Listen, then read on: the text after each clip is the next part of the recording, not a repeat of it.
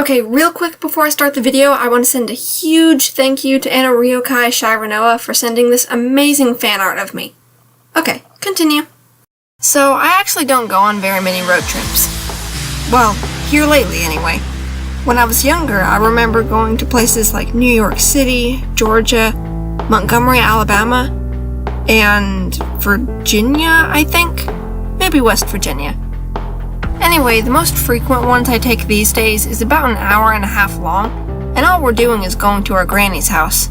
We do go to some camps every year though, and they're always a good drive away from us. I know one may take less than an hour, while this one trip to a camp takes around 2 or 3 hours. I get kind of bored during long car trips. Sometimes I bring something to write or draw on, or sometimes I read, but after a while, I run out of artistic inspiration or get tired of reading. Staring out the window is okay sometimes, but pretty soon you get bored of seeing trees, fields, and cows.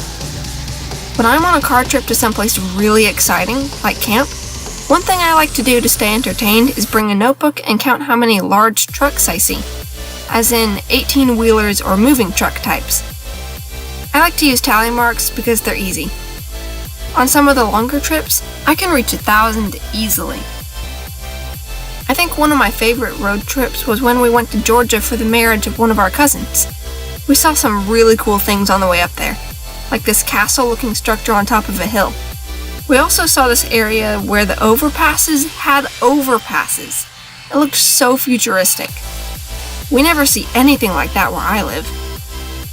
Another one of my favorite road trips was when we went to New York City. I was little, so I can't remember a whole lot about it. One of the things that sticks out is this huge tunnel we drove into that went underwater. Or maybe below sea level. I can't quite remember. My point is, it was really deep and it was cool.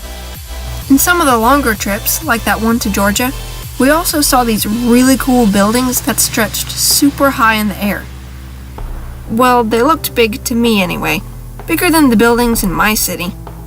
I guess they're probably nothing in comparison to skyscrapers in places like New York City, but I still thought they were cool. There was this one building we saw from a hospital parking garage. I forget where we were. Anyway, we were on this parking garage and the sun was low in the sky and it was reflecting off the glass windows of this super tall building and shining right in our faces. It was like the sun had cloned itself and attached its clone to this building. I bet it was laughing at us, like, "Hey clouds, watch this.